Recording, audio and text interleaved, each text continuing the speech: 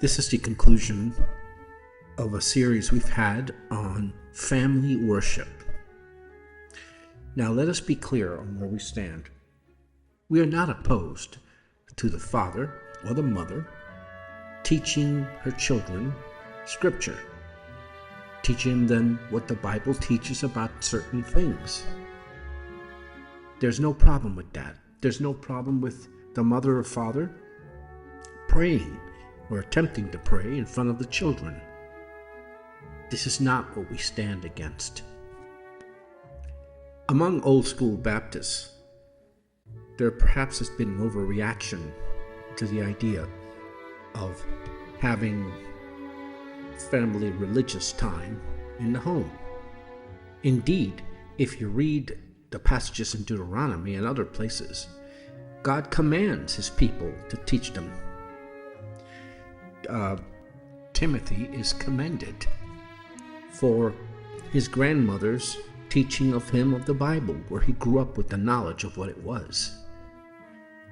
It is wrong for a parent who's been entrusted by God with children and who is a professing believer not to express his faith and teach it to his children in the home.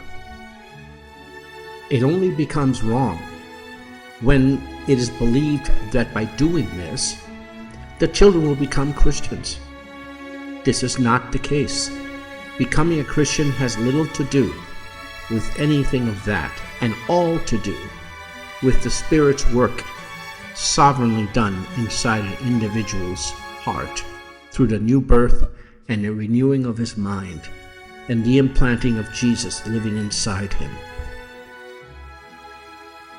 There is discussion at times of catechisms, and in theory, there's nothing wrong with a catechism, which is merely a question and answer session organized in a certain way and designed to teach children or others basic truths. But these catechisms are not essential to salvation.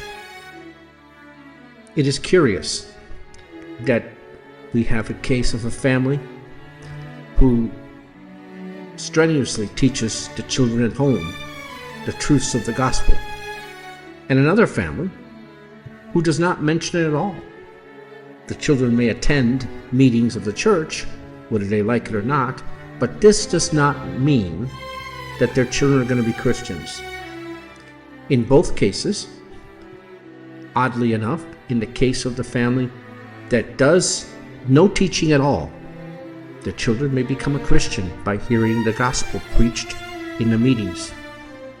In the other case, where the teaching is continuous in the home, the child may not absorb it, or may, as they get older, reject it. The critical issue to most old school Baptists, or at least the consistent ones, is to oppose other people teaching your children in a separate environment, in a separate stage, such as children's church or Sunday school. They have no business doing that with your children. That responsibility is placed on the parents. You'll see that all over the Old Testament and even the New. The origin of children's church was an offshoot of another unbiblical organization, Sunday schools.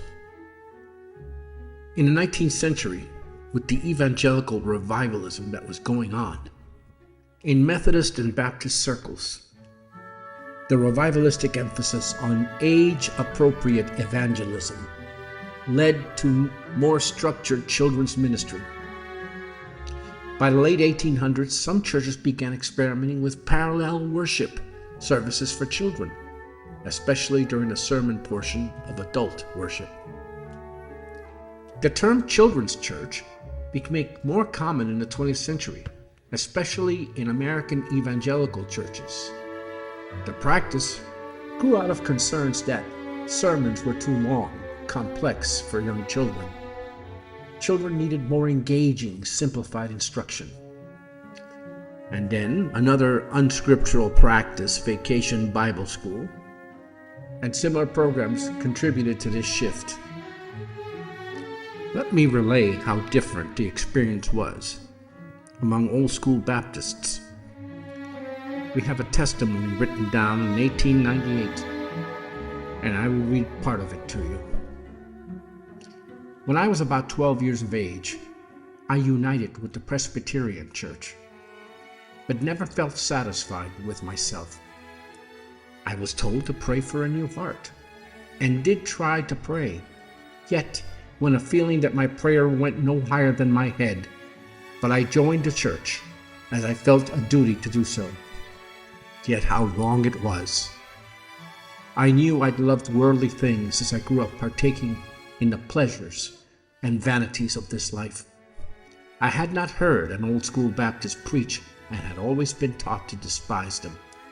And when my mother united with them, I felt so badly and thought our friends would look down on her and us, for we all belong to the Presbyterian Church. But thanks be unto God, how I soon felt differently, how good they seemed to me, and I hope I was given with them and would take a seat where they could not see how badly I felt. I was in this condition for 5 years, without any hope or comfort. I used to think I would go back to the Presbyterians, yet when I did go for a Sunday or two, I would find no food in their preaching. All my love was for those I felt to be the Lord's people. Yet it seemed I was deceiving them, even to meet with them in their solemn assemblies. The spring I was baptized, I passed through a season of great darkness of mind. How does this experience fit in with the modern fun and games in Christian children's church?